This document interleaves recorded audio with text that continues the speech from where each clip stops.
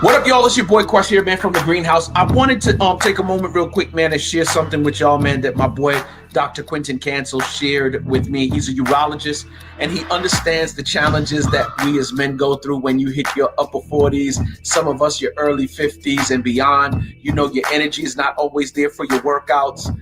Your bedroom action's not what it used to be, right? Like, for real.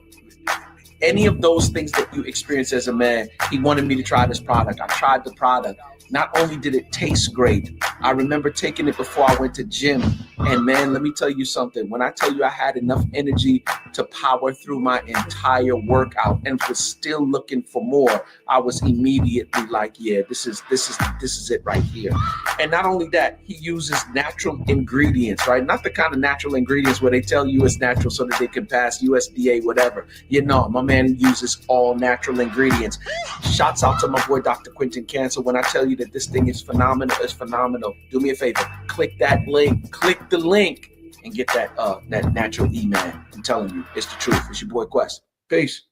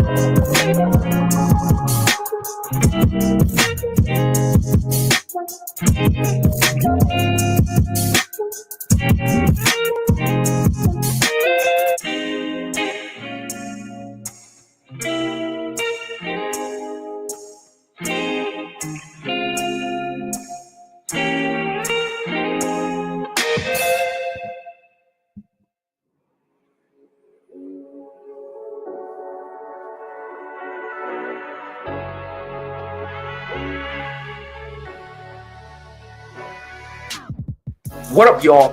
What happens when you bring a pastor, a marriage coach, an educator, and 3 clinicians all together on one platform with no script, no pre-planned questions, with just one goal? To have real, raw, relevant conversations that bridge the gap between mental health and wellness, marriage and relationships, including those who are single, who are seriously pursuing love. We dive deep into the struggles, the healing, the growth, and the wins that come from building healthy relationships, starting especially with the one you have with yourself. Like I always tell couples, you're not the problem, your spouse is not the problem is the problem. Every episode begins with an unscripted question, and where the conversation goes, nobody knows. I'm telling you right now, even we don't know. Oh, I'm sorry, what? I mean, you don't take their home, you can't get mad when they wrong.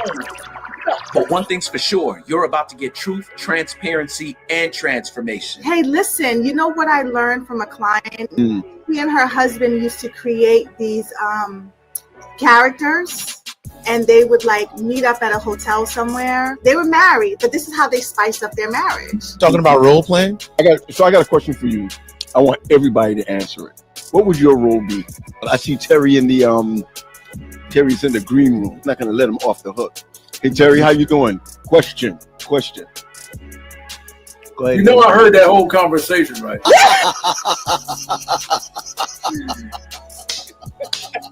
I love that. Welcome to another episode of Unscripted, the Bridge Edition.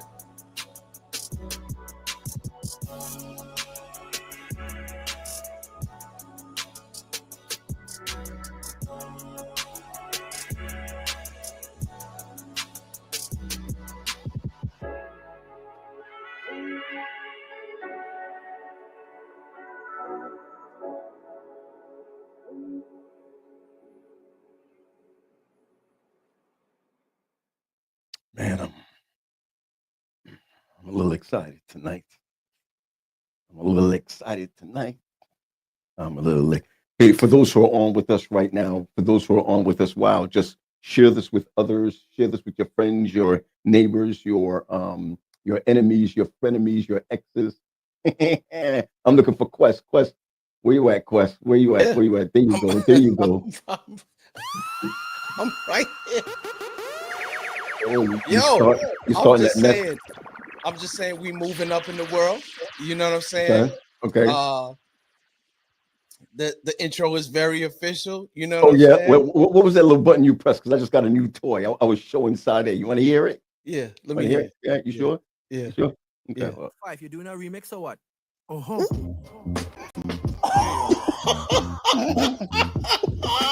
You got a little toy there? Yeah, that's very official. I like that.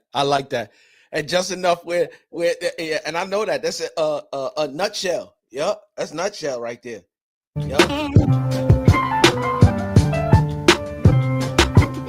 Yo. Since that's what we doing tonight, you know what I'm saying? Just bits and pieces, because we don't want to get in no trouble. We don't want to get. We just. You know what I'm saying? Oh. Yeah. I'm learning this thing. I'm learning this thing. Don't worry. We can talk. You know what I'm saying? And that's enough because I don't want to get in no trouble. You're right. We don't want no problems, right? We don't want no problems. Let me tell you something. Let me tell you something. Welcome to another edition. You know what I'm saying?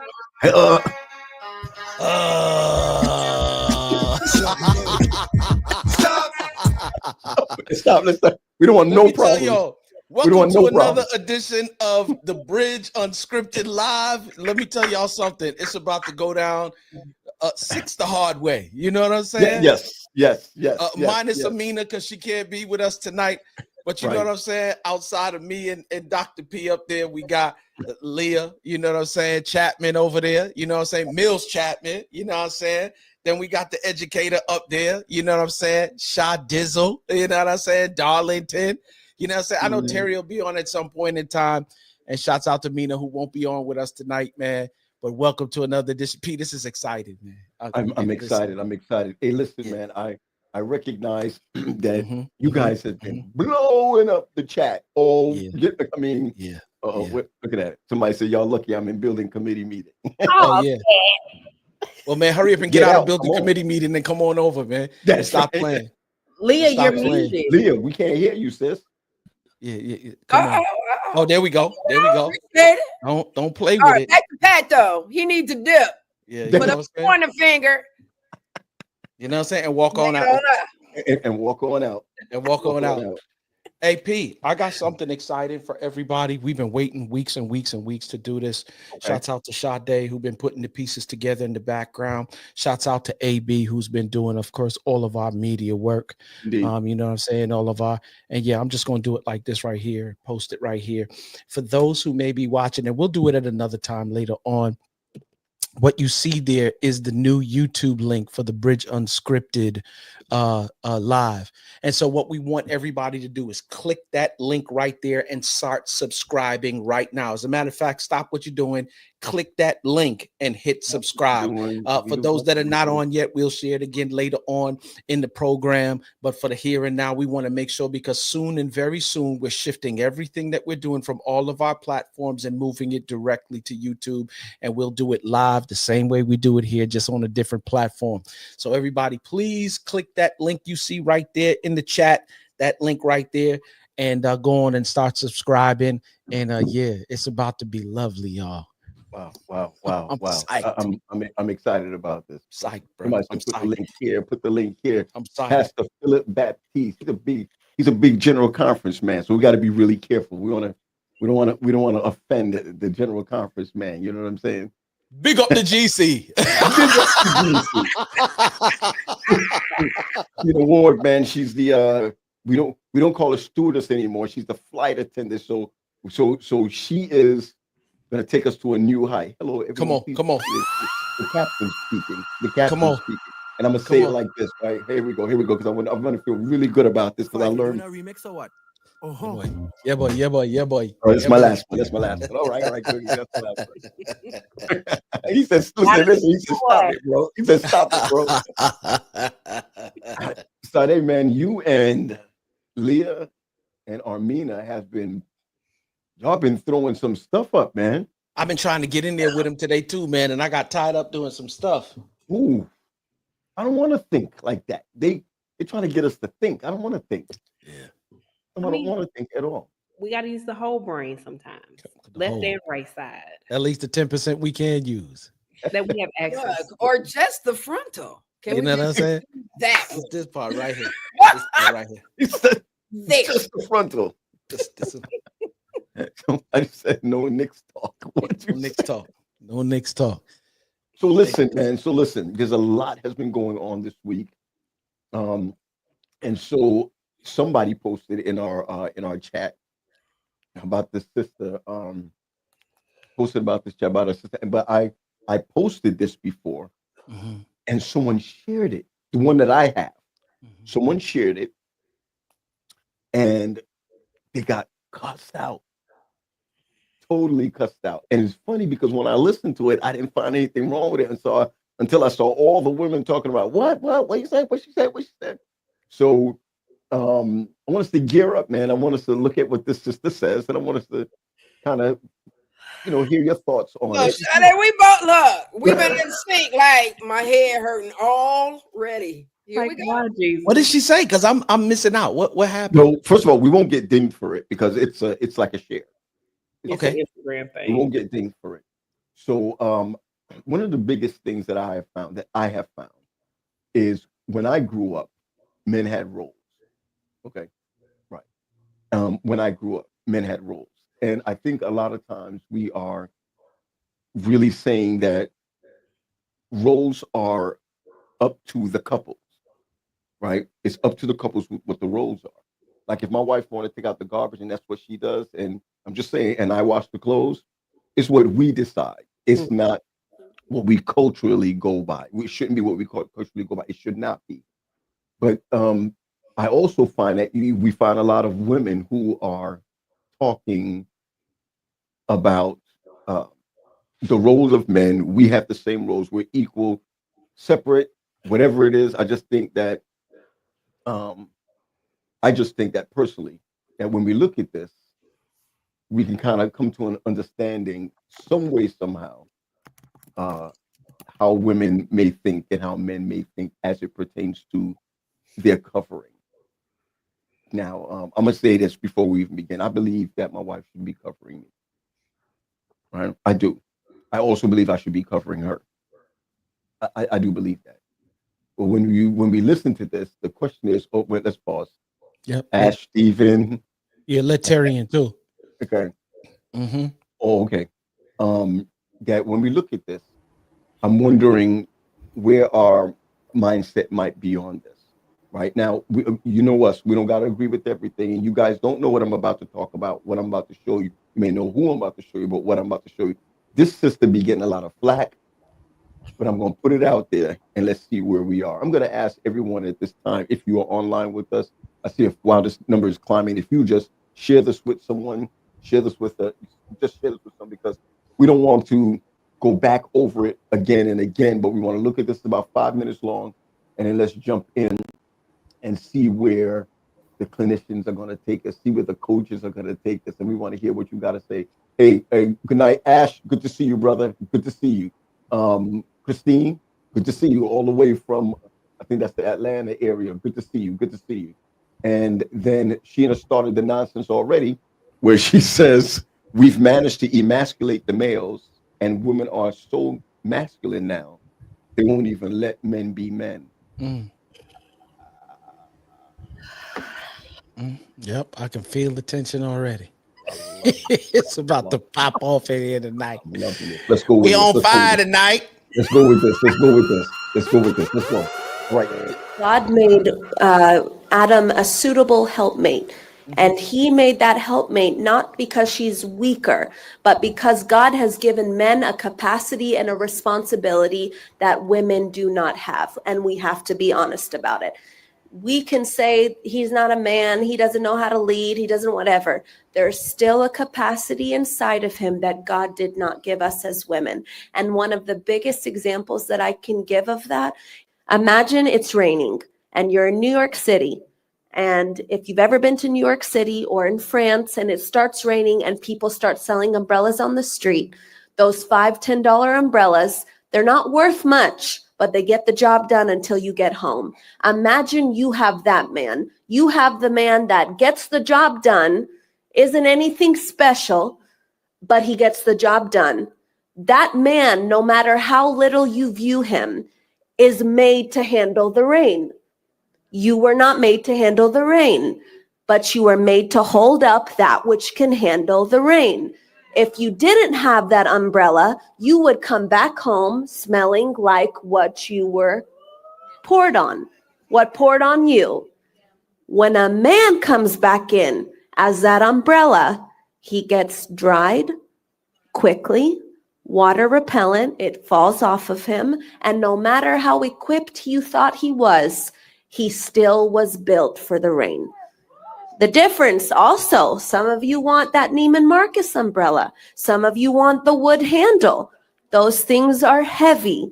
And if God gave you a man like that, then you have to be the woman that can hold up that man. Because an umbrella that is not used, it can be for the rain, for the sun. It shields, it provides shade. It allows what's under it not to be touched. We are the vessel, not weaker. We are the vessel that was meant to let the one that God gave us be held up and used for what he was made. So now as a wife, I want to say, I don't want to get wet. I don't want to sunburn. My skin's not built for that. So instead, I'm going to let the man be who he was meant to be. And if God gave me, which he did, my man's about as heavy as this table. That means God made me capable of holding him up. If my man is not doing what he was made to do, it's because I, as his wife, am not holding him up. One thing I will credit myself to is that man can come and do what God has him to do, because on the back end, he is being held up and held down. Not about me, but to say this about submission. If you think submission is because the man is doing what you believe is right for a man to do, then you've missed your assignment before God. God will bless your obedience as being a wife. The Bible's full of it. Ephesians and Corinthians in the Old Testament. Just start looking for them. And please read Love and Respect. It will change your life. Submission does not make you a weaker vessel. It just makes you the part of the machine that is needed to function, but entrusting somebody else's responsibility that's what they were made for, to do what God has made them to do. So I value submission. Submit one to another is not in the same way. He is not going to submit to me the way I'm going to submit to him. That's not even biblical. As he submits to Christ, so I submit to him who has submitted to Christ. If God has made the man the head of the house to love his wife as he is to love the church, God is going to hold him to a standard. God is also going to hold you to a standard. And it's not going to be dependent on, did you value him, or did you do right by him because he did right by you, or you did right by him because you did right by what God commanded you to do. You will see a dynamic transformation inside of your home when you begin to obey his word. Submission is our safety as wives. Submission is your safety as a wife. Whether you have, because I want to believe if you married him, he has good intentions. Even if he doesn't have, or if you're with him, or if you love him, it's because you believe that's a good person, even if they don't have it together yet. Keep trusting God, but allow your heart to not be tainted if he's doing right by you. God will make him do right by you. God knows how to reach the man that he gave you so that you don't suffer and cry, so your child doesn't suffer and cry, and so you don't live in a house that is just like what you've always seen. You will be the chain breaker of marriages and relationships and love in this life if you just do it God's way. Amen. Amen.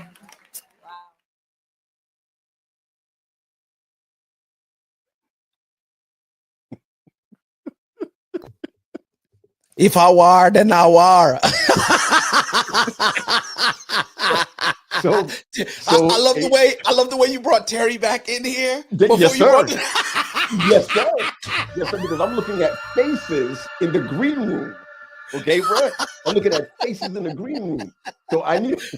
You said I can't see the green room. There's a lot of sourness in the green room. Is that what you said? Listen, all I saw was Saudi were like this. So let's go, y'all. Let's go. First of all, I'm so glad to see y'all. After this, I'm so glad to see y'all. I cannot wait to see where your mind is. Now, Jamar says you got a few issues with this. Yeah. Okay, you got a few issues. And that's a man. All right, that's a man. That's a man. He's a man. That's a man. Sheena says she agrees. Yeah. Wendy just waiting to see what people got to say. Look at that. We just trying to see what pops off tonight. You know what I'm saying? Daryl says her metaphors are like A+. A+. Or what have you, you know. So I'm waiting to see what your mindset is on what she said. Now listen, it doesn't have to be right, wrong, or whatever. I'm just saying, where's your heart? Where's your heart on this? And Jamar, I just want you to know that if you don't mind, you can always hit me on my on online or on my phone, and I'll send you a link to jump in if you want. And especially you know who. Let me show you you know who. That's his wife. All right. So from there to right here, if you want to jump in, just hit me up. Okay? Can you share what Lonnie said? Yes. Well, of course. He said your umbrella needs his foot rubbed. My. You're muted again, Leah. That's my dude. Leah, stop. Mute. That's my guy. I was trying to be respectful because I didn't know if when the video was being played and I was over here, murdering. But no, that joker broke 2 of his toes this week, and so that's why he's talking about his umbrella. He did what? Broke 2 of his toes. So all the posting that you were posting before wasn't you, it was him? Him. Lonnie Love, the baby. Okay. Anyway, let's get back to the umbrella. All right, let's go. Because your umbrella got a wooden. Okay. So who want to start? Because listen, I want you to start. No, I want to hear from y'all first. I want to hear from the gentleman on the team today. We I want to hear what back y'all in got to the say. cut. Don't get quiet now. this is my personal. My wife is on. My personal. But there was one thing that she said, because I know what the argument is sometimes, is that sometimes the focus is always on the woman and what she need to do, and we don't have responsibilities, or none of the responsibilities are placed on us as to where, how we should conduct ourselves. So we're free to do what we want to do, and the woman is not, doesn't have that same luxury, if you will. One thing she said to me that ties it all together for me, and she said, God knows how to reach the man that he gave you. Mm-hmm. And if that be the case, right? And there was something else that she said. Now, I know that the Bible for fact says submit one to another. I know that. But she also stressed that you submit to him as he submits to Christ. Those are the defining pieces for me in this entire piece, right? The other stuff you can, there's always going to be views as far as that's concerned. But the question at the end of the day for me is, are we operating according to how the Bible lays it out? And if we are, then yeah, I'm good. But you did. You said something very critical. And my ear also went to the God-given man. The one that God gave you. Not the one that you. We've touched on that beforehand, is sometimes we have stepped into the seat of God. Yeah. And so we act prematurely. We do not consult, right? And get insight back from God. And so a lot of us are in relationships, and not me. I mean, the Lord finally got me to a place where I was willing to listen and stop doing Leah. I'm sorry, Leah, can you slow down when you say that? And the reason why I'm asking you to do that is because there are 1,000,001 women, there are 1,000,001 men who continue to do relationship the way they want to do relationship. Okay. And then when it ends in the way that they didn't expect for it to end, because they was doing it the way that they wanted to do it, they blame everybody, God included, except the person who made the decision. No, I see the opposite. Okay. I see people who were doing it this way, thinking they were doing what God wanted. And who's that? Who's that? Oh, is that Pee Wee? Wait a second. Wait, Pee Wee, was that Dee Dee? Oh, snap. Oh, we're on. Bro, you are on. We just heard your thoughts, Edie. I thought another video was playing. I was like, who was that? That's not my voice. I was like, that ain't my voice neither. That ain't my voice.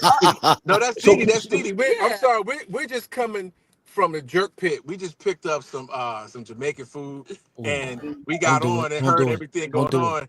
Don't do it. So we had on our mind some jerk wings and some.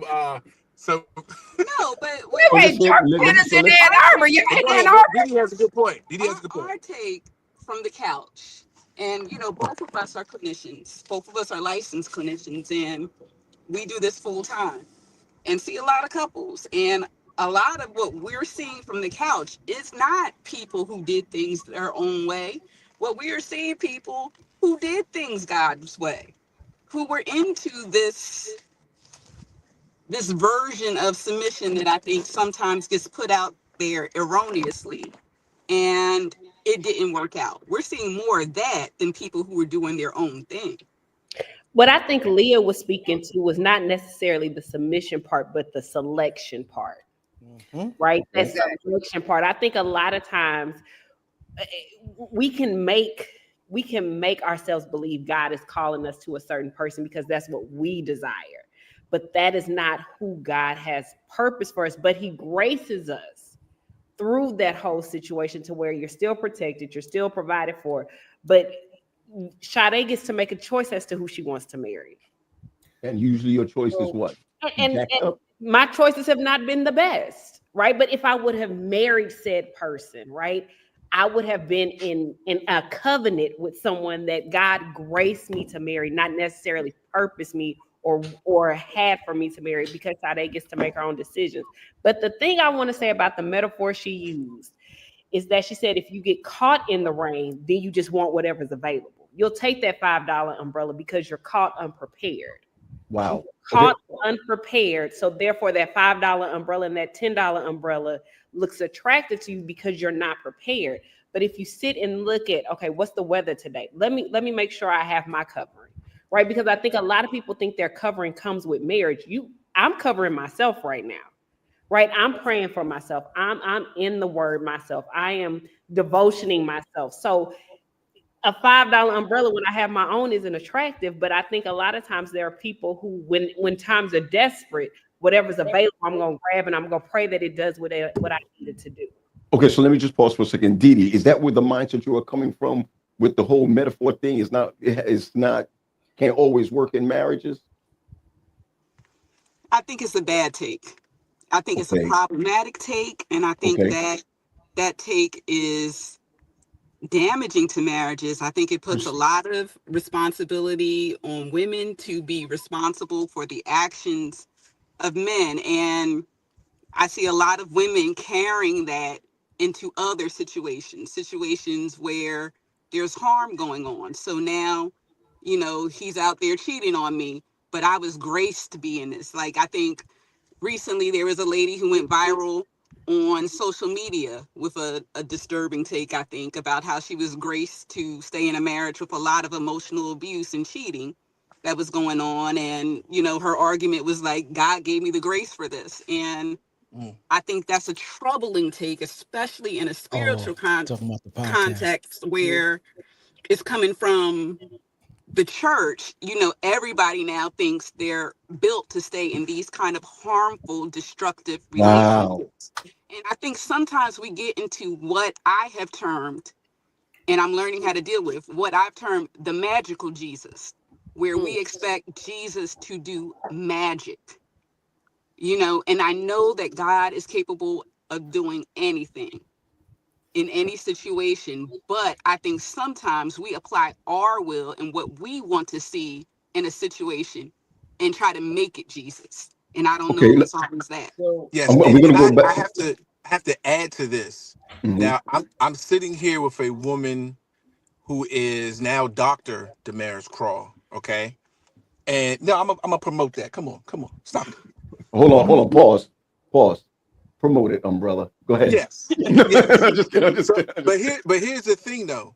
I said that because I'm not with a woman who is soft. And I'm not with a woman who is submissive to just anything. Right. Okay. She's intelligent. She is smart.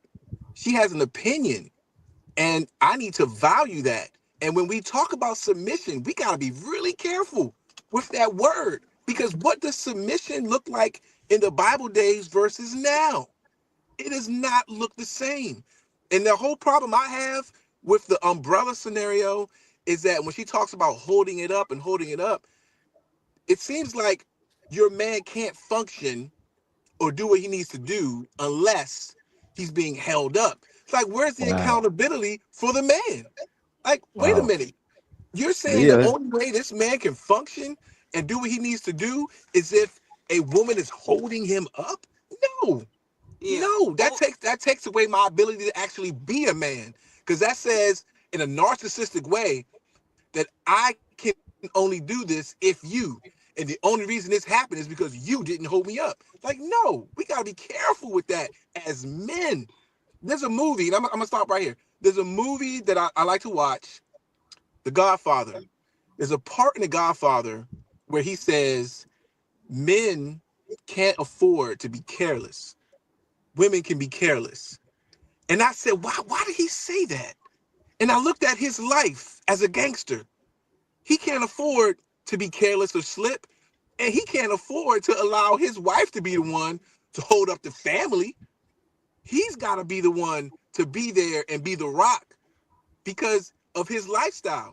Now, I'm not a gangster. I don't kill people. But I took that into consideration. If my mindset is I can't afford to slip or fall or be careless, and that's what I'm carrying, now this smart woman beside me is going to say, you know what? I can get behind that. I can submit to that because you're not going to lead me over the cliff because of what your standard is. And your standard is I'm going to put God first and family first, and I can follow that. I can't follow somebody who's depending on me to hold your legs up. That's no. Oh, well, she's depending on you to hold her legs up. Okay, come back. I'm just saying. Well, come back, Paul. Come back. What? Wow. Depending on you, bro. I'm just telling you, in all cases, she's depending on you. T had his hand up real quick. T, let's get it in. Let's get it in, Terry. Okay. Look at D's face. Look at D's face in the car. She's like, let me just get this jerk going. And I want to share something with you before you go ahead, Terry. Pee Wee and Didi, let me just share this with you. When I posted this about maybe 3 weeks ago, somebody else posted this, right? And when they posted it, they got into a lot of hell. I'm telling you, if you look at it, they were tearing him up. What was crazy was that when I saw it, I was all in, like 100% all in. And then when I saw the ladies talking, I was like, I never saw that perspective before. I'm saying, I'm that umbrella, I'm that so-and-so. And here it is that you just said it, Leah, and then you just said it, Didi, that, Sade, that, okay, so any cheap will do. As long as it's raining, any cheap would do, which cheapened, which I've never saw it before. It cheapened the relationship. It cheapened not just the relationship, but it also, in what you said, Sade and Didi, what it also did was cheapen what God wanted a man to do. All right, I'm gonna go ahead. Terry, go ahead. And I think I saw it, Paul, I might have saw this like about 4 weeks ago, like you did. It was a while ago. Okay. And she has a lot of good points, but in my opinion, she's failing to make the links. You see what I'm saying? She's all over the place. She says something good here, then she says something good, and then she falls off over here, and she's trying to piece it together, but it's not clicking for me. I know where she's trying to go with it, and I think that there are some good things she said, and then there's some things that kind of like, well, wait a minute, hold on. And so, as the gentleman said here, in the car with his wife, we cannot. This is why we look at, exegesis and hermeneutics. You see what I'm saying? It's exactly the reason why. Now, Paul, this may be up your feet. You can tell me if I'm right or wrong. Right. When we take, scripture and take things literally, as it were, growing up, we always heard what? You ain't got to interpret the Bible what? Just do what it says. You see what I'm saying? Just do what it says. So if we do that, then guess what? Every man on this show tonight is dead. Wow. Every man on this show tonight is dead, because I think it's Deuteronomy 25:25, stone a rebellious son. When were we not rebellious? We're all dead. If we're taking it, you see what I'm saying? If we're not so exegesis does what? Let's look at the scripture, the original writer. What was he talking to? Who was he talking to? And what time that was? Versus hermeneutics, how do we take that scripture then and apply it to our lives today? That's what that means. You can't say, you hear guys talking about, man, I want a traditional woman. I want a traditional woman. You don't work. So how are you traditional? You're moving in with her. How are you traditional? She's not a virgin. How is she traditional? Traditional men and women don't exist anymore. The mindset, you can have a traditional mindset. And I think that's where she's trying to go with this thing. But it's missing pieces for me. I hear what she's saying, because women were always told what? You're supposed to stick yourself up under your husband's umbrella, even if it does leak. Because God is going to do what? She kind of pointed it out. What did she say? He's going to reward her obedience, just like he did what? Save Sarah from Abraham's mistake. I don't know how Abraham made the mistake, but that's another discussion, because it was brought to him. Okay, if you down, I'm down. All right. So what I'm saying is, when we look at, when people come on with this type of stuff, you have to be very careful, because as you saw tonight, everybody has their opinion about it. This is 2025, not 1925. You see what I'm saying? Yeah. And so therefore, there would have been a lot of people who jumped on her bandwagon. Had it been 1920, you wouldn't even be having this discussion, because why? Everybody knew their roles, but roles changed. You see what I'm saying? Over time. And you have to be comfortable, because sometimes there's a thing called role reversal. And in relationships, to me, in my opinion, you got to know your strengths and your areas of improvement. If you are a person who cannot handle such, but your partner can, they need to be allowed to do that. They need to be allowed to do that. And so we're in a different time where you have men staying at home and women going out to work, and women are making more than men, and men feel less than. See, this is where she's coming from, where it's like, you got to uplift people, you got to uplift them, you got to uplift them, you got to uplift them. Okay. And so marriages work, but do I got work to get there? Should not only be, I remember we talked a while ago when it's what's the scripture? The man who findeth the wife findeth the good thing and finds favor in the Lord. I'm not, marriage don't make her a wife. She already got to be a wife. Where did she learn that from? She should have learned it from who? From home, from her mother. She should already be. I'm not going to marry you and make you a wife. You should already be there. Just like I should already be a husband when I come into that thing. I got to know what it is I got to do. Help me suitable for. I think the Hebrew kind of means what? In front of, next to, something like that. I don't want to. It's puzzled. It's puzzled. Suitable in that word is puzzled. I got you. Mm-hmm. I got you, Terry. Thank you for that, Sade. And I'm going to come back to you, Pee Wee, on something. I don't want us to miss that submission is still desirable, right? That there are women. I myself, I look forward to submitting to my husband, not my boyfriend, not a guy I'm dating, but to my husband. Correct? You got to practice somewhere, don't you? Oh, no, because I practice with God. I don't have to practice with you, sir. I practice by submitting to God. I ain't got to practice with you. But what I think, what I found troubling, right? What's submission to you? Can you just define it? What it is to you? So for me, my mother raised me that the husband is the head and that the wife is the neck, right? The head cannot move without the neck.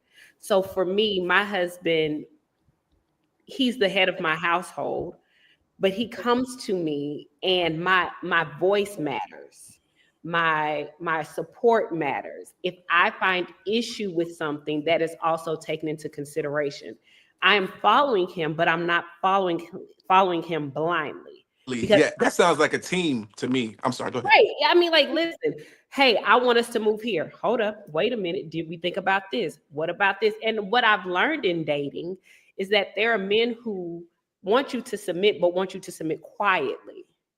There's a lot of men, and I'm going to say this in my experience, submission means control. You submit to me and I control the relationship, not I partner with you in the relationship. I literally was talking to a gentleman and he was like, oh, I'm looking for a woman who submits. I said, well, what does that look like? When I say something, it's done. I'm not the woman for you, sir.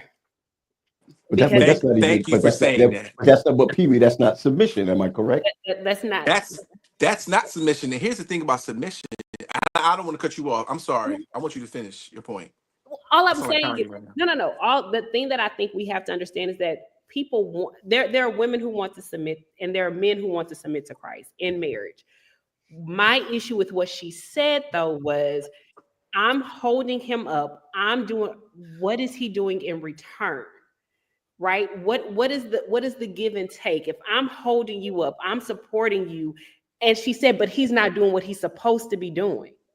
That's the part where it's like, wait a minute. What am I holding up? What am I supporting? And I think we have to be clear that, and also take into context, she was in a room full of women. She was talking to nothing but women. Apparently a woman asked her a question and this is a response to that person's question. What I think we as Christians have to be mindful of is when we put things out there to those who do not know, this is how they perceive us. This is how they view us. There are people who have never heard of Christ who saw that video that probably said, I never want a marriage that Christ is a part of, because this means I'm subservient to my husband. Because that's how so you feel sorry. That's the way it made it look that. Yeah, to me, in my in my opinion, the woman is to support. You didn't hear her mention how the husband is supposed to, in turn. Yeah, you cover me with your umbrella. But what does that look like? You had plenty of explanation of what I'm supposed to do as a wife, but what is his role as my husband? Gotcha. Does he take me into consideration before he even brings a decision to me? Does he take my feelings into consideration? Does he take my past into what does submitting to Christ look like? Got you. Pee Wee, if you will. Go ahead. I'm gonna go, Pee Wee, go ahead, and then I wanna see the other red lips. Yeah. I thought you had did you have a question for me, Dr. Graham? Listen, let me tell you something. Oh, before you answer, hold on. I gotta do something real quick. I gotta take off my hoodie. I gotta take off my hoodie real quick. Hold on. That's crazy. Is my shirt clean? Yeah, your shirt is clean, bro. It's a perfect plug. I love it. Because this wasn't planned. You know what I'm saying? Okay. Get your life. Tell him, Pee Wee, get your life. Get your life. And now, folks, we have the new edition. We have the new edition. That's the old edition. This is the new edition. The new edition. Yo, thank you for that, man. If anybody would like to, buy one of my books, it is on 21 Day Reset. www.21dayreset.org. Resetting and getting your life. I was just out getting some chicken. You know what I'm saying? All right. Look at D said an entire mess. An entire mess. But here's the thing. To piggyback off of that, my wife's sitting here and she's like, look, we don't make decisions like that. We make decisions as a team. I don't make decisions on my own. And some people look, well, she's not being submissive. What are you talking about? She's not being submissive. We are a team. And if we go back to Adam and Eve, Adam was in the garden, right? He's looking at all these different animals and they have a partner. Let's look at the Lion Kingdom just real quick. the male lion hunts. I mean, the male lion protects the pride, right? And who does the hunting? The woman, the lioness. Yeah, the lionesses. They do the hunting. Does the male lion, does he have the ability to hunt? Yes. Yes, he does. But who does the hunting? The lioness. Now, if he's out there hunting, he can't protect. And if she's hunting, I mean, if she's protecting, she can't hunt. Look at that teamwork. Look how they work as a team. God made us a helpmeet. A help means that we both are doing something together. If I ask my wife to help me lift the table, she's going to grab one end, I'm going to grab the other, and we both lift the table. Helpmeet. Help. The woman is the weaker vessel, not from her mentality, her mental state. Physically, yes, she's a little weaker, but mentally, we're right here. We're right here together. And we make decisions. And we make decisions as a team. As a team. Like the church board takes a vote. The church board. Come here. Come here. Come here. Sit down. You just sit down and just sit down. Sit down. I like that. Say it again. Give us that metaphor. No, I was just joking. I was like, the church board takes a vote. So in our household, and also you got to do what works in your household. In this household, decisions aren't just issued to me. We talk as adults, as peers, as equals, and we make decisions together. And we don't have prescribed roles. We do what works for the team. So if it works best for the team, for me to mow a lawn, then I'm mowing the lawn because I want the team to win. Eric Thomas said that. Yeah. Shout out to Dr. Eric Thomas. But, you know, our mindset is a team mindset, not a mindset where you have to do what I say. We kick the ball around like a soccer match. Like we are brainstorming ideas and coming up with ways to succeed together and to move forward together. My brother made a good point earlier. Like I don't expect my wife to go change a tire or cut down a tree. I don't expect her to do that. Of course, that's more so my thing because I'm stronger. But if she had to do it, I'm sure she could do it. But and I'll say this, early on in our marriage, we had to kind of beat it out because we grew up very Adventist and we did grow up with prescribed roles. And we found out early on those prescribed roles may not work for our situation. Like early on, Pee-wee did the money. I'm the man. I handle the money. I sign the checks. Look at this face. Yeah, but I'm better at math. So why are you C- handling the family finances? And bouncing checks? Wow. When I'm better at this than you. This is where you have to uplift that man. You have to uplift that man. Because she's better at spending. Okay? I'm better at saving. She's better at spending. But we have to find our way in that way. Like, I might be better at this, and it doesn't make you less of a man to let me, handle this responsibility. I can hear Wendy laughing upstairs. See, I think right there, back to what we always it's the verbiage. No, but that's how you win, right? Mm-hmm. Well, listen to the verbiage. Okay, let me say Go this. ahead. Okay, and I'm very, high on verbiage. Wait, tell her to come back. Where's she going? Where's she going? I gotta make the kids their plates. No, Austin can make her plate. Austin can make his plate. Come back. You gotta submit. Come back. Now if I come back, I'm gonna look like I'm submissive. It was something I wanted to say. And Sade brought up the word before, control. I don't like to use the word control. I like to use the word manage. Okay. I like to use the word manage. I got to control. I'm just trying to manage this situation. Not only that, you just said he let you. That sounds like control. So when you use certain type of words, I think you have to be, well, you know what? We have an agreement where we've decided that it's best for me to do. You see what I'm saying? Not let me or allow it. Almost sound, because I'm in the domestic violence game, and when I hear certain words, it sounds like a power and control, type thing. And so I just wanted to point that out, you know. And one other thing I wanted to say is there ever a time? Is there ever a time where you or your husband feel? I sound like I'm in therapy now. Is there ever a time, you know, where you or your husband feel that your decision making is getting pushed aside versus the other one? Somebody's, you know, needs is always, oh man, you had the last 10, you know, can I get one? You know, is there ever a time? And when you get to those times, how do you do that? Because yeah, it sounds good. However, there's sometimes, let's take the money management, you know. Pee-wee like, look, now doggone it, I want to go buy me some new kicks. And, you know, since I can't do, you know, 2 + 4 and she can, you know, because he got a C-, you know, it's like, yo. And she's like, no, I know what's in there, Pee-wee, and we cannot. But I can go get me some new Louboutins or whatever they call them, because I know what's in. So I'm saying, is there ever a time when you guys get to a decision where it's like, you're not backing down, she's not backing down? Does somebody ask questions? And how do you handle that? I think that would be good to let the masses know. Yeah, okay, we can definitely handle that right now. As she said, we are clinicians. Mm-hmm. So the same stuff that we teach people, we try to do ourselves. So when we come to a point where we're at an impasse, we do our very best to understand the other person's side, the other person's issue.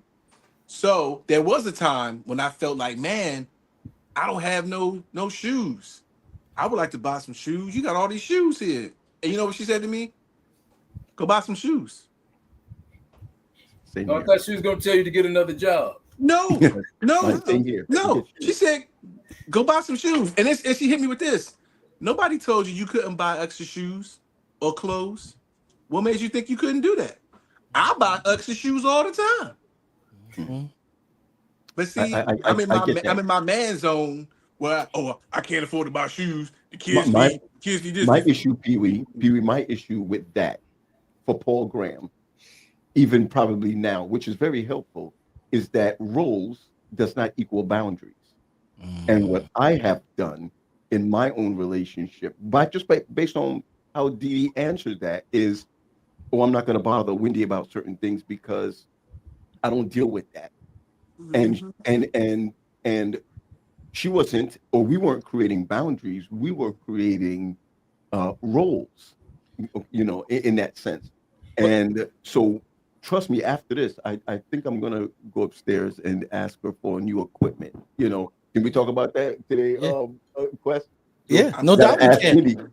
I think what's so dope about Pee-wee and Dim is that, like, for real, because you're trying to operate from the healthiest place you possibly can operate.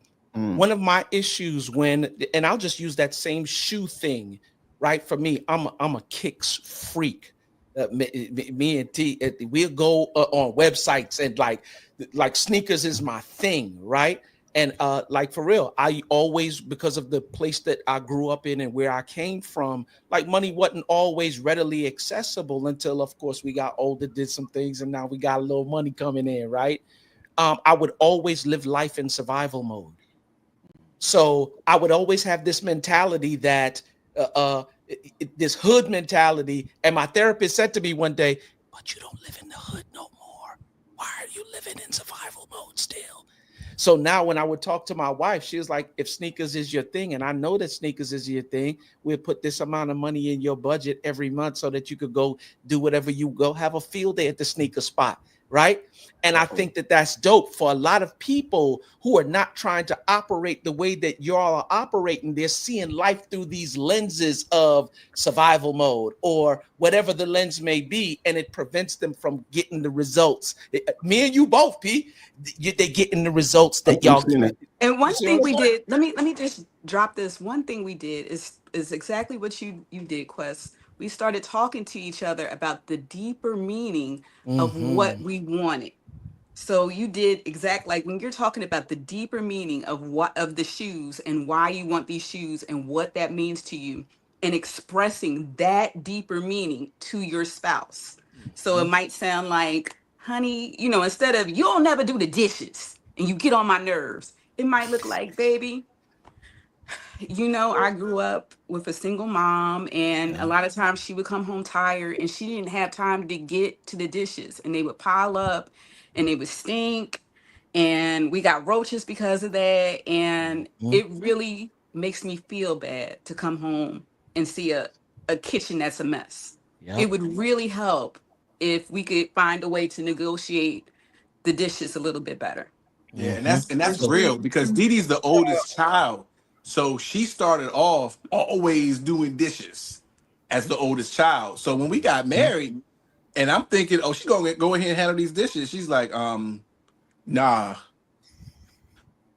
I can't do no dishes.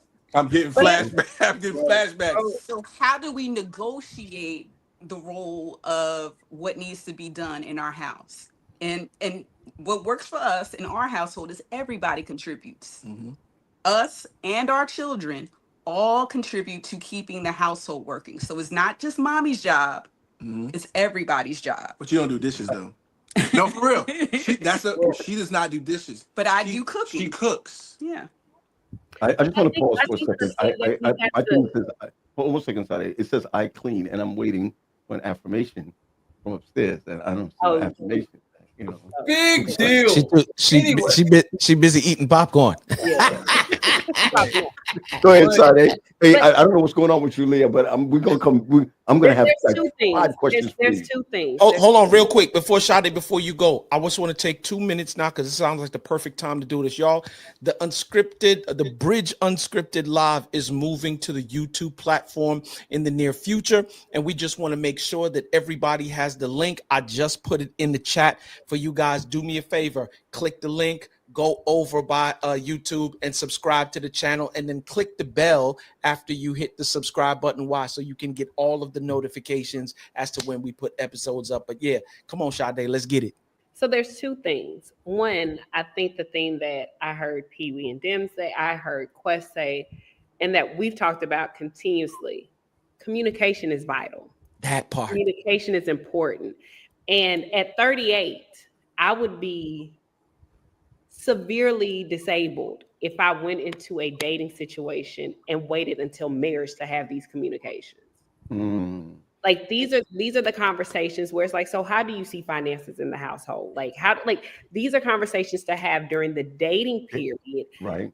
And a lot of people, for whatever reason, feel like, you know what, I'm just going to wait and see what happens. No. We're going to see we're going to plan for, because if we don't plan, we're going to fail. But I want you to highlight JoJo's comment at 8:44. Because this comment, JoJo, I don't know you, but I love you, right? But this comment is what's infuriating to me as someone who's dating, because she talks about, you know, how do we expect men to enter marriage knowing their role as a husband if 76% of our communities are coming from a single parent household? The same way my mother was a single mother. I didn't see her as a wife. I saw her as a woman.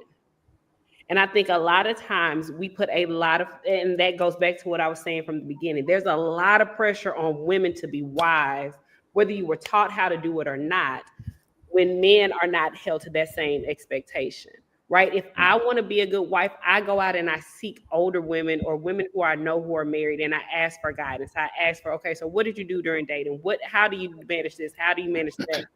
I think we have to hold men to that same standard, especially during this day and age where you can find anything on the internet. Find a group, find somebody to say, hey, if this is what you want to do, this is how you do it. The narrative that women hold this magical power to automatically be wives because we see it is not true.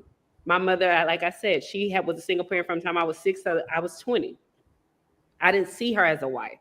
I saw her as a woman. And we have to be mindful that girls are growing up in single parent households the same way boys are growing up in single parent households. So we as a community have to do our part, mentorship, church, however, to make sure that marriage mindset is the mindset that's communicated. I'm done. Gotcha.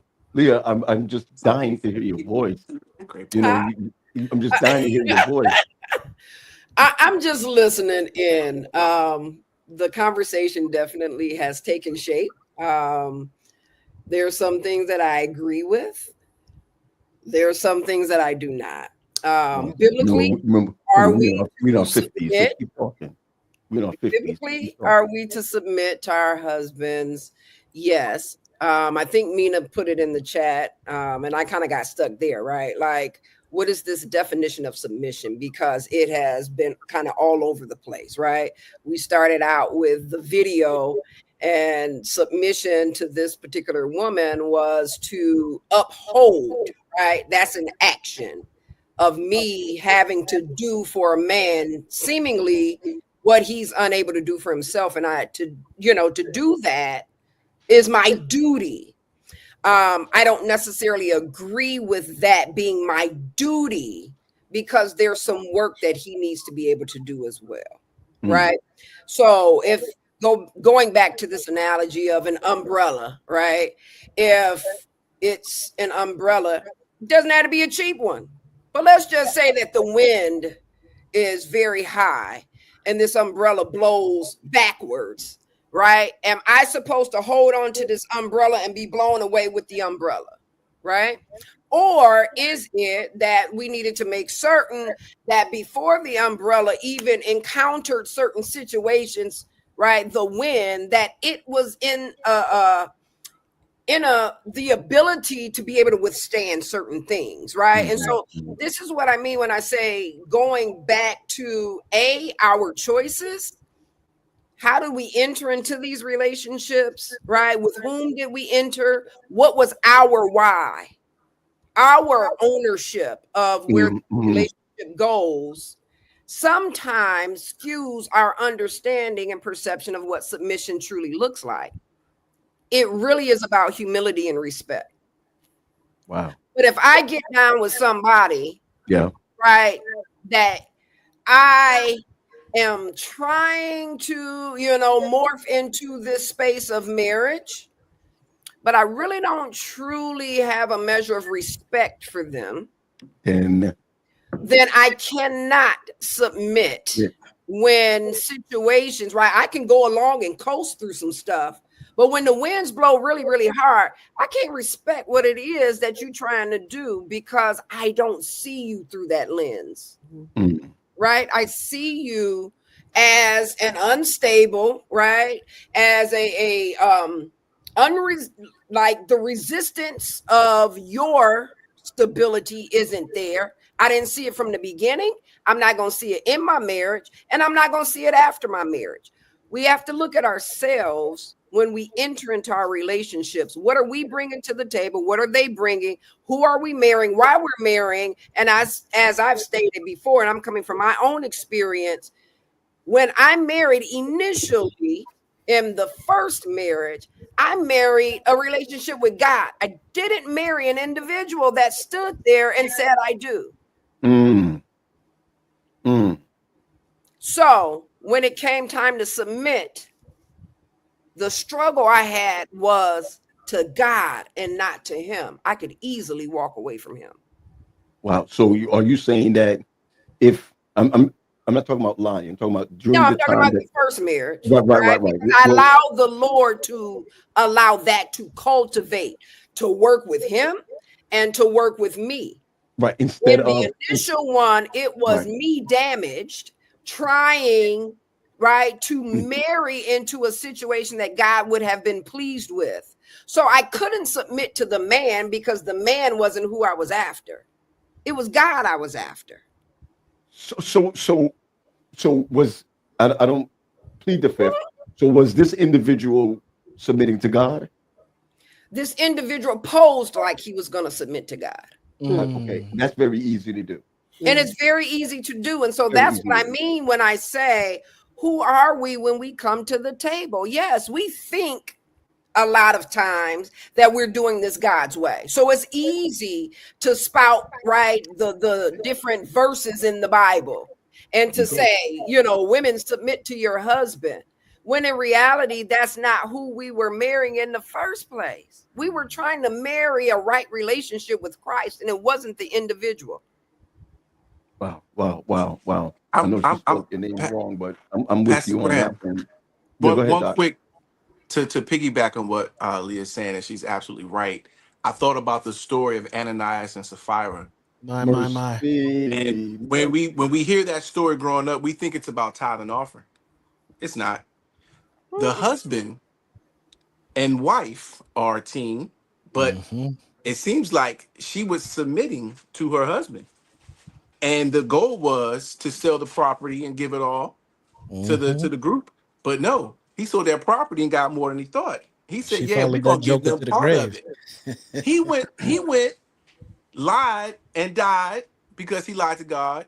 She came in like an hour later and followed right behind what he That's did. a good word, Pee Wee. That's a good and then word. She died. Now I'm taking Leah's example. I don't see Leah doing that in this scenario. She said, "You and God by yourself." Yeah, Be I see careful her who you follow. let go of that umbrella. It said, "No, that Be careful dude who you sold it submit for to. 100,000, and we kept 50. I wanted to give it all up." But it's the understanding and it's the revisiting of the scenario to understand how and why you got into this relationship. Exactly. Because And my wife brought up David. My wife brought up David and Abigail. How Abigail went to David and said, "Look, Nabal tripping. We gonna give y'all some food. Don't kill us." Nabal wanted to tell David, "Get out of here. We'll support you." But Abigail was like, "Oh nah, bro. He about to wipe us all out. Hey, David, take these raisins and these cakes. My husband tripping. Don't kill us." And saved everybody. So I have a question. But just real quick, Sade. I'm looking at JoJo's comment, right? This is why communication is crucial. And again, I believe in communication. But what happens when communication is fraudulent? Because you can have all the communications in the world doesn't mean that there was clear, honest, right, communication. And not only that, Leah, where we filling in the gaps, because Dem and Pee Wee gave the example a while ago. I don't like the way you, like, for real, that you don't do no dishes. That's communication. Is it effective, number one, and is it filling in the gaps? Because when we sit and talk about, like, yo, sweetheart, for real, when I grew up, this was the situation. That's what I call filling in the gaps now. Because now you know the truth, the whole truth, and nothing but the truth. And now it gives me a different perspective than I just don't like the way that you don't do dishes. Yeah, but I mean, from the onset, you can have a whole heap of communication. Yep. An individual can present themselves any kind of way if they're good at it. We haven't even gotten into individuals who possess a measure of personality disorder that can show up any kind of way. From Detroit players. Blessing from the Himalaya.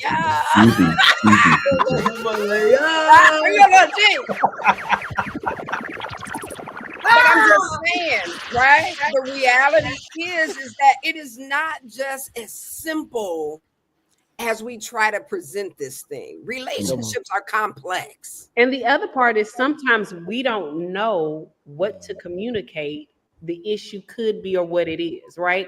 If I have not done the work, I can't tell my spouse, I don't like washing dishes because this happened when I was a child, and that I just know I don't like washing dishes, right? So I think the other part of it is that we have to, we talk about it, go sit in front of somebody and understand, like, why does that bother me so much? Because I have to be able to communicate that to somebody else and not just say, I don't want to wash dishes, right?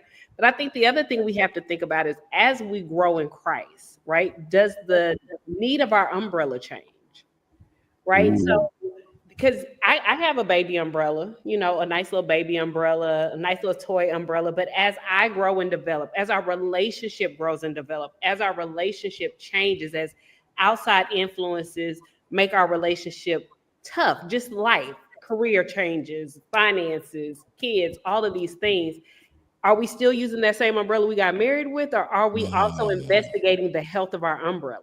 I think that's a lot of people don't do is we don't investigate the health of that umbrella, because that umbrella is withstanding a lot, weather changes and all these things. And if we're saying we got married and it's the same umbrella we're going to use for the rest of our lives and we're not going to investigate the health of it, we are setting ourselves up for failure any way it goes.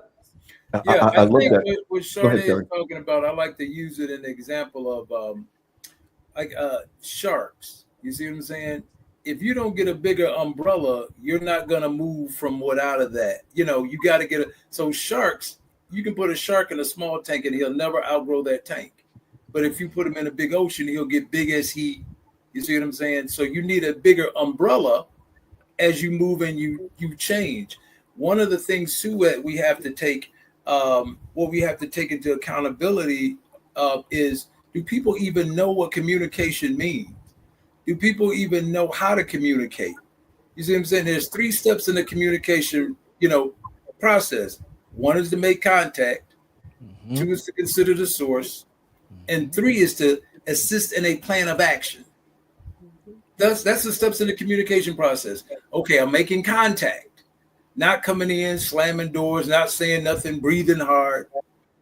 I'm making contact. Listen, I got a problem with so-and-so. Okay, tell me. You got to be open. You got to want to be open. Is there a good time to have this? Is this a good time to have this conversation?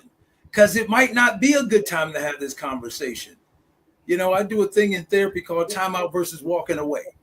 You see what I'm saying? Timeout versus walking away. And timeout is always better than walking away from a situation. But you have to be able to communicate that. And a lot of people don't know how to communicate. That's it, period. You say one thing, you fly in your emotion mind, and that's when your thoughts and behaviors are primarily driven by your current emotional state. So you think it, you say it, you do it. That's poor impulse control. You think it, you say it, you do it, you react off of it. Move to your wise mind. I'm talking dialectics now. Move to your wise mind. Move to your reasonable mind. That's what we should be trying to get to. But, I think JoJo has put up a lot of things where, she's talking about coming from single parenthood. I do domestic violence classes. Leah does too, and Leah can probably attest to this. I have so many guys that got kids sprinkled all over the continental U.S. Wow. Okay? Out of a 26-year-old that had 8 kids. Jesus. 8 kids at 26. I'm like, dude, you got more kids than some of your grandparents. How you got this many kids? And I can't even tell you how many women were involved. And these women are pushing out babies for men they wouldn't even want their daughters to date. It makes no sense. There are no more role models. We are talking about daycare. When I was growing up, there was no such thing as daycare. Go back and think about it. There was either it was grandma, Sister Johnson at the church, or the old lady in the neighborhood that kept all the kids. There was no such thing as daycare. So we've gotten away from, we have no role models, no nothing, and people just raw dogging everywhere and dropping kids everywhere they go. Just, it doesn't even matter. No marriage. Nobody's talking about marriage. You said raw dogging? You said raw dogging? Say raw dogging. Well, that's how you get it. I'm sorry. I thought this not an adult show. My bad. You know what I'm talking about. But you knew what I was talking about, didn't you, Paul? You knew what I was talking about. And so people are just thinking and literally just litters everywhere you go. And I'm like, wow. So nobody, well, Dr. Parks, we ain't gotta, I ain't gotta be married to have a family. Yes, you do, because if not, you just a dude with some kids. That's it. You just a dude. Wow. Now I used another word, it rhymes with trigger, but you just a dude with some kids. What kind of house that a family? Go figure. You live with your family. You under the same umbrella with your family. You're under the same one. Not you living over here and you seeing them every other weekend or when you can get them and all that kind of stuff. And this is what goes on. We have no role models. The internet, Instagram, everything has just made everything trash. You see how many relationship shows are on TV, on the thing, and nobody's having a good one. But everybody's giving advice. Everybody got advice. I guess for me, what you were saying about, the timeout versus, the walking away. And I agree again to a point. I guess I'm always the one that always tries to ruffle up some feathers just a tad bit. But when we talk about, which one is better than another, I think we have to look at it per incident, right? When we give generalize like this woman, right? She's setting it off like a generality. This is how women should function. This is how women should operate. And again, I just want us to be mindful that sometimes it can put a woman in a very dangerous situation by trying to strive with and submit. We have to look at what is going on within that relationship, right? Doing the whole DV stuff, right? You can be putting a woman in position to die. Yep. Mm. Yep. Literally to die. And so I often just want us to be mindful for our listening audience, because it may be, I remember when I was coming up out of my first marriage, right on the cusp of it, right? And I separated, right? I did the timeout scenario. And, you know, you have a lot of these other like influences that kind of come in, and one of which I had just had our daughter, and it was, oh, you're keeping me from my 2 a.m. feedings. And so my heart is melting, right? It's that whole desire for family. It's melting. And I remember I said, all right, I'm going to try this, with tears strolling down my face. And my father looked at me, and this is what he said. And I'm going back to this whole Christian perspective towards marital relationships and remaining. Now, my dad was hardcore. He wouldn't let nobody mess with his baby. When we were, you know, I'm dating different dudes, his thing is, do you believe in God? Don't call my house no more. That's how raw he was, period. You don't believe in God, you ain't got nothing is coming for my daughter, for my baby, period. This man, though, was an Adventist, right? He believed in God. He could quote Ellen G. White. Oh, he was pristine. The presentation was there. And my father desired that, right? So remember, I'm saying what I'm marrying is Christ and not the individual, right? I remember my father looked at me and he said, Leah, go be the best wife you can. And he released me back out the door to the man. Go be the action, the best wife that you can. There was no conversation of, is this man the best husband to support you as a wife? But because he believed in God, and we believe in the word of God, it was follow this, right? And so I think, again, we have to be very mindful and very cautious when we have these types of conversations, because it potentially could lead to the demise, not of the woman, but the children as well. Right. Let me say this real quick. Real quick before we jump off, I just want everybody to know that the 10-minute bell has rung. And I want to take the opportunity to let everybody know before we jump off in, and y'all know about our time, that thank you so much for tuning in, and we'd love for you to take a moment to visit our YouTube channel. I'll put the link inside the chat. We want you to subscribe and click the notification bell so you'll be the first to know when the episodes are released. And we're building something special here, and we want you to be a part from the very beginning. So thank y'all for your support, and we can't wait to grow with you. Just check the link in the chat, and just remember we got 10 minutes. It's just gonna be 2 seconds. 2 seconds. Right. So Terry, then Sade, and then I'm gonna ask my question right around the clock. Yeah. So, right around the clock. And I've been doing DV for a long time. Okay. Come on. I'm an expert in that. I understood what Leah was saying. When I talk about timeout versus walking away, I don't tell a woman to stay in a domestic violence, situation. And guess what? I don't even tell her to leave. That's a decision she has to make. And I will say, you need to do what you need to do to keep you and those kids safe. Because statistics show that a woman will leave up to 9 times before she leaves for good. Wow. And what you find a lot of times is if you tell a woman to leave, she will go back and say, my therapist, so now I got to deal with a husband. You see what I'm saying? Now I got to deal with you told Harpo to beat me type mentality. I said, do you feel safe in this? here are some places you can call. Here are some things you can do.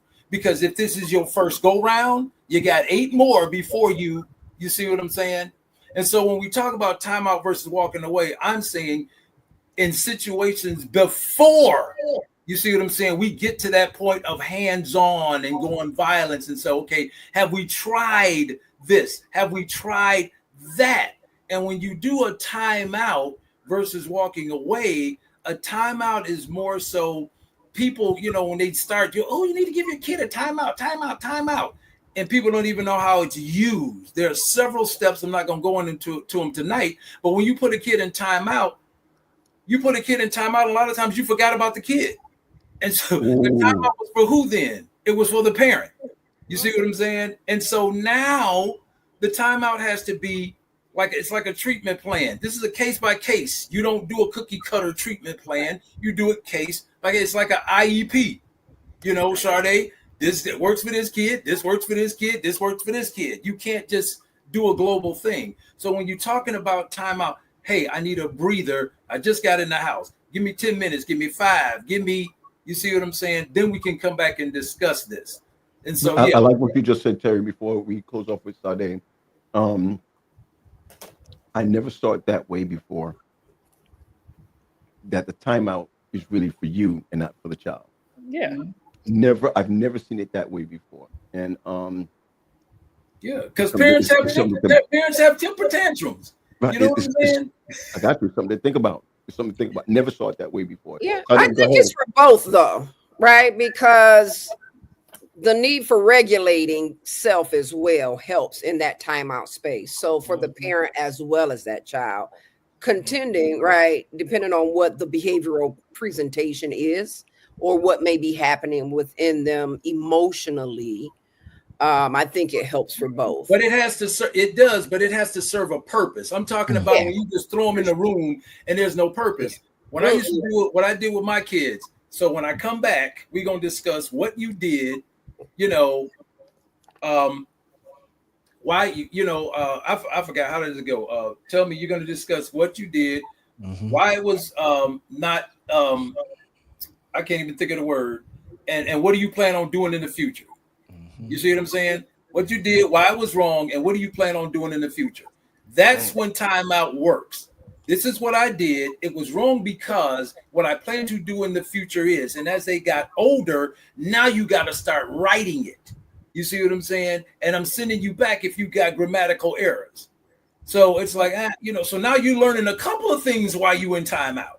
You see what I'm saying? You're learning a couple of things. So when you talk about putting it, if it's a little kid, you put a timer in there. When this goes off, I'm coming back. Okay, so tell me, what did you do? Why was wrong? Blah, blah, blah. As you get older, now we starting to write it. Oh, you got some grammatics in here. I can't read that. All right. So can Sade do that for her mate? Yeah. Timeout. But I don't think it's called timeout in a relationship, because what I know for me is when I'm highly emotionally charged, it's in our best interest that I put myself in timeout. You don't have to put me in timeout. You're flooded. I gotta go. I need to go, because if I speak right now, what I say will be all feelings and not facts. And I don't want to speak from my. But that's why you argue naked. Okay. I was just waiting for I'm for that. It works. Naked. It works. Argue naked. That's what I tell my couples. For that. I'm talking about arguing naked. But I agree. It changes. You can. But it ain't nothing there. You can be booty naked, and it ain't gonna do nothing. Can I agree? Don't have any throw this in there. Don't have any knives. Can I agree with the good doctor? Can I agree with the good doctor? You can. Good doctor. The thing is, what I just said, the word flooded. Yeah. When Dr. John Gottman talks about being flooded, in relationships and arguments, it's basically when your heart rate gets to a certain point. Yeah. You're not thinking very rationally. You can't put your words together, and you're angry. So when you tell your partner, this is what me and Didi do. Hey, I'm flooded right now. I'm at that point where I might start cussing. So let's just stop this. Let's revisit it after we had time to calm down and come back. But it's important to set a time. Yeah, it's important to set a time for it. Yeah, so it's important not to just leave the conversation, because that can make your partner feel abandoned, and that's going to make them angrier. So what we do, stop it, is set a time. So, right, baby, I'm flooded right now. Let's revisit this at 7:30 p.m. Yeah. And during that time, you don't just leave, you leave and self-regulate during that time. That's the time you take to leave your partner, leave the room, calm yourself down, and prepare yourself. Sometimes I might jot some notes down. So when we come back to have the conversation, I have my thoughts in line and I know what I want to say, and I can talk about it without all of the extra. No, Yeah, and when she write the notes, I know I'm losing. I know I'm gonna lose. No, it's That's right. That is exactly my point. Isn't about winning or losing. The conversation is bringing the team together to solve a problem. And the timeout process can, these real clinical quick, doctorates. the timeout process can fail if it's not an agreed upon strategy by you and your partner. Right. Yes, sir. Well, no, you're right. But we do agree to it, though. I wasn't talking about you guys. I'm putting that out there. Right. Philip Michael makes that comment right when you said it, Terry. He made that comment. All right, and just because you don't need a timeout, don't mean that you shouldn't extend one. I just wondered what Lonnie Love meant by that boy good. I don't know, Leah. Look, I don't know neither. Lonnie gonna be arguing naked tonight. With a cast on. With a cast on. Look, right, with toes leaning this way. Hey, just take you a scoop of Naturally Man, and you'll be good to go. Here we go. I just want us to make it through one. I want to say something before you ask your question. Okay. The way we talk about on this when we're together is, we have to come back to the table and evaluate certain things. I think as a relationship grows, submission can change. And I think those conversations also have to be part of the relationship dynamic. Like, let's sit down and talk about, okay, so we have a baby now and your mom is sick and we're taking care of her. Like, all of these things are happening. What does submission look like to us during this season? I think to make it a blanket, we get married, this is what it looks like, and it never changes, is what stifles relationships from actually being able to grow in Christ through that submission process. Because my relationship with Christ is going to change, right? Mm-hmm. So if that can change, my relationship with you is going to change, and we have to come back to the table and say, hold up, player. Sure. Sade, people laugh when I tell people I'm on my third or fourth marriage with Faith. like for real, we've evolved and changed during the seasons in our marriage where it was in the beginning. The person I married ain't the person I'm married to. And right. just like we said, and I think Leah hinted on it earlier on, once again, it's the communication and the constant. There's some conversations that are a day long or 3 days long, a month long, but then there's some that are ongoing. And those are the conversations that are ongoing as you matriculate through the different seasons of life. Hey, we just had a baby. Hey, we just hit 10 years. Hey, we just, bought a new house. Like, we got 3 children. Now we got a grandchild. What does submission look like for us in these seasons of life as we matriculate through? So yeah, that's my question. Okay, could you get out of my? Oh, my bad, bro. My bad. The thing of submission is not just about like being underfoot. Can we just that part? Take that off the table, because I think that's what tends to be, what that narrative looks like. Yeah, it's more about respect and humility, right? Don't get us in trouble, Pete. Don't get us in trouble. We ain't get no trouble. So the question, and we're going to start with our lovely guest that drove and got the jerk pit, and now one ate while the other one was on. You know what I'm saying? And now he's got to heat up the food afterwards. She waited for me. Don't do that. She waited for me. Oh, she waited for me. Why don't y'all just go? Here's the question for the both of y'all, but both of y'all got to answer this, please, just in a sentence form. The question simply is, what does submission look like to you personally? That's for you and Didi. Come on. You want to go first? Mm-mm.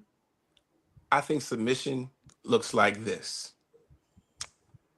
I care about her feelings, and she cares about my feelings. And that's where we meet. Beautiful. Well, guys, you don't have to stay in the green room. We stay in the green room and talk and carry on afterwards. But want to thank the both of y'all for just being a part of this. We miss our Armina today, but She's we're in so the glad. chat. Oh, she's in the chat. She's in the chat. Okay, girl. Thanks for that. I'm gonna go on this last little thing. This is a quote from Noah Washington years ago. He said, "You should never be satisfied with your relationship with God." And I like to equate that to your marriage. You should never be satisfied with where your marriage is. It should always be improving. So I'm just gonna leave you with that.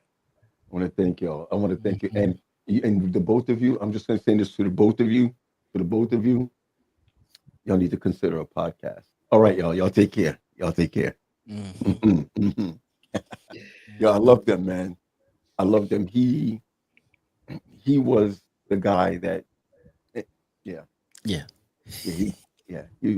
was the guy that got me straight. That's it. Sade, let's go. What does submission look like to me? It's so much, but to put it in one sentence, for me, I believe that my submission to whomever I marry looks like allowing my weaknesses to be part of his process and his weaknesses of being part of mine. Understanding and standing in the gap in those spaces where we need each other to stand in the gap. And not being, and I did a Dear Future Husband post about it one day. I was like, Dear Future Husband, if you ever come to me with an idea and I don't agree with it, I'm not going to come to you with that, right? I believe submission also means that I have a direct ear to God as well. And if he's saying something to him, like he's saying, like, God told me to do this. Hey, God, hey, I don't know what you're doing, but can you give me the clarity that I need to support him in what he says you're leading him to do? So for me, that's what submission looks like. I like. You're growing, sis. You're growing. We'll see you in the room. We'll see you in the room. Terry. I think submission is on the same level of love. I think it's dying to self daily. That's what it is. It's a selfless act. You see what I'm saying? And you have so many problems in marriage because people are selfish. They have not let that go. Leah probably knows, what I'm talking about when I say some people have an overactive id. You see what I'm saying? You never grew out of that, what are those 3 energy systems that make up, the personality, id, ego, super ego. Some people get stuck in the id, which is a part that, is always about me, always thinking about me, and I want to do things that make me feel good and avoid the things that, make me feel bad or hurt or whatever. And so you get stuck in that. And so now it's like, well, why am I going to do this if you're not doing this? I'm not going to do like you heard it tonight, Yeah, I love to submit. I love to follow. But if you can't drive, why am I getting in the car with you? And so the deal is, it's like, I believe submission is what? Dying to self daily. I got to die to self. I got to die to self. I got to die to self. I think Paul said that, right? Not you, Paul, but Paul said it, and Peter echoes it also. Yeah, die to self daily. You have to put your needs, and that person's meeting your needs, and you're meeting theirs. Man, that's a beautiful thing. That is a beautiful thing to be in. That's what I think submission is. Got you. Listen, man, thank you so much. I love your 2 cents. Always love your 2 cents. Come on, Leah. You stayed quiet, but then you took over the last 20 minutes. You are a lion. Come on. But that's why I stayed quiet. Come on, girl. I'll take over. Because I tend to always have kind of like, differing viewpoint on some things. And I have to be honest that it is based upon my life experience, right? Understood. And I think that we all bring that to the table. Different experiences is going to shape, right, our responses accordingly. But to answer the question, what my thoughts are on submission, I would say listening in and giving consideration. Wow. I'm no longer at a point of being just led in a space where I don't necessarily believe in the direction. So I'm, weighing and balancing what is being presented. And so sometimes I know, I might need to fall back, and that's what I do. And then other times where even, submitting may look like leadership, but it is submitting to the cause of what's necessary at that particular time for the unit. And so, I just say, kind of knowing when I need to lean in and when I need to fall back, and doing it all in service and love for the entire unit so that we thrive and we make it. Yeah. So thank you for allowing us through your voice to thrive tonight. I really appreciate what you brought to the table tonight. And we'll see you in the room. We'll see you in the room. Okay. P, what does it look like for you? I've got to tell you, what I've learned tonight, it looks like what I've learned tonight because my upbringing is totally different, right? I pastored in the 90s, in the 2000s, in the 2010s. Now I'm pastoring in the 2020s. I wasn't taught that. What I've learned tonight by Leah and Sade and Pee Wee and Dee Dee, what I've learned tonight also by Terry, is that this thing looks differently from what the church teaches, from what I've learned in the Caribbean household, what I've seen in the Southern household is totally different. So what I believe submission is, and I'm still stuck on this, is allowing my wife to have her own relationship with God, allowing her to submit to God, and allowing myself to be vulnerable to God, so that when she decides to submit to me, she will see who I'm submitting to. And I know that sounds a little bit sermonish or what have you. I'm only saying what I've learned tonight. That's all that I'm saying, what I've learned tonight. And go ahead. No. So if that's what it is for you, I'll share with you what it is for me, right? Okay. Submission to me. Before you do that, I just want to lift up what Armina says for her. She couldn't be on with us tonight, but she says, for me, submission doesn't mean losing my voice, dimming my light, or becoming less than. For many, especially women of faith, submission is about mutual respect, trust, and alignment, not powerlessness. And I think that's really along the lines of, real quick, Jojo, Mia just dropped it in the Mina just dropped it, the link that you're looking for. It's right there. She just dropped it. There she goes. So for me, it's along the lines of Mina, right? Submission to me looks like Faith's life should be better simply because I'm a part of it, right?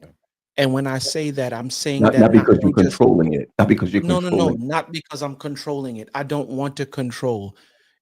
The way me and Faith live life is similar to the way that Pee Wee and Dee Dee live life, right? We're a team. Sometimes she's better. She takes pole position and she tells me what to do. Sometimes I'm better. I take pole position and tell her what to do.